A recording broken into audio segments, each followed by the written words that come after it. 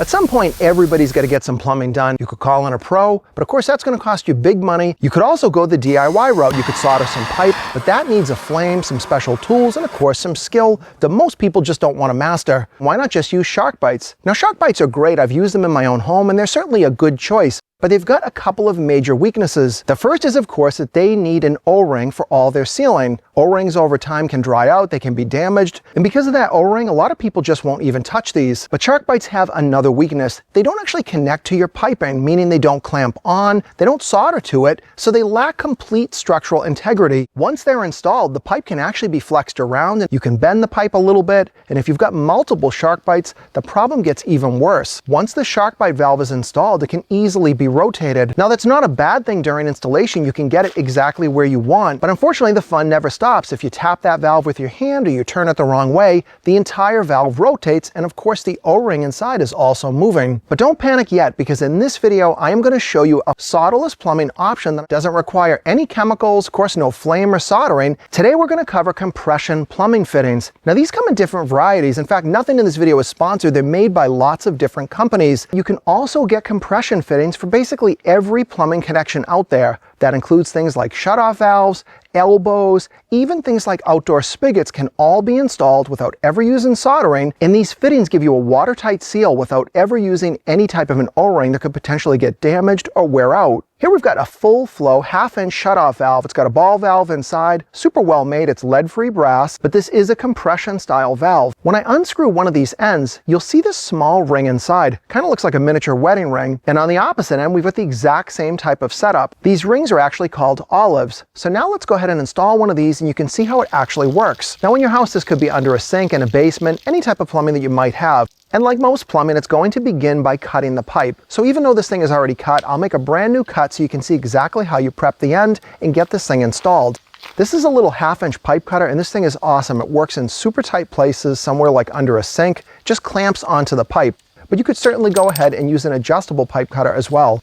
At this point, many people will just stick the valve on the end, and that really isn't correct. No matter what type of plumbing you're doing, whether it's Sharkbites, soldering, or even using this compression valve, it is critical that you deburr your pipe. When I cut the pipe, it actually pressed into the pipe a little bit with a cutter, meaning I've got a rough edge inside. As water flows through over time, that can actually cause a lot of different problems and even potentially create a leak. You can use a little tool called the deburring tool, and this one only costs about 10 bucks. You can also just use a piece of sandpaper inside the pipe. You'll also want to make sure that the outside of your pipe is in pretty good shape. Now, if it's got nicks and all kinds of dents, it might not even be suitable for this type of plumbing, but assuming it's fairly decent, you can go ahead and take a piece of sandpaper and sand off the outer edge if you've got a little lip, and also it cleans up the outside of the pipe.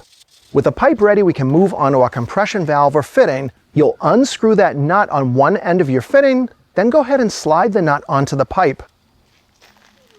Next, take out your first olive and you're going to slide it on top of the pipe in front of that nut.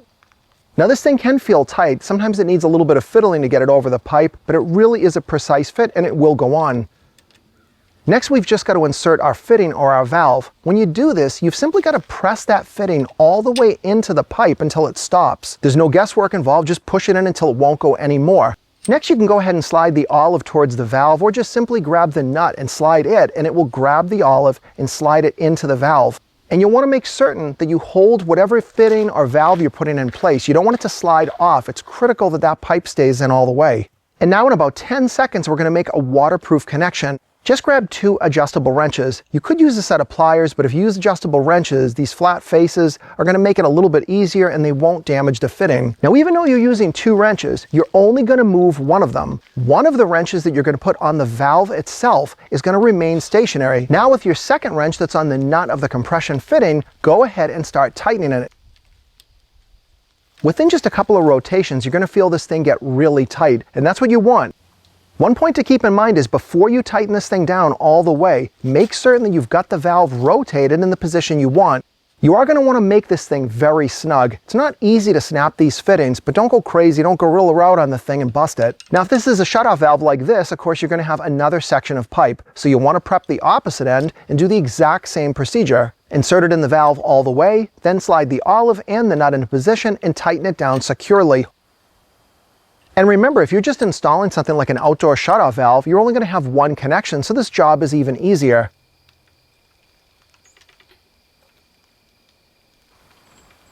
Now we can go ahead and turn the water on and make sure we don't have any leaks and ensure that this valve is working. Now any valve is going to be leak free while the water is going through it, but we can go ahead and turn it off and double check to make sure there's no water seeping out anywhere.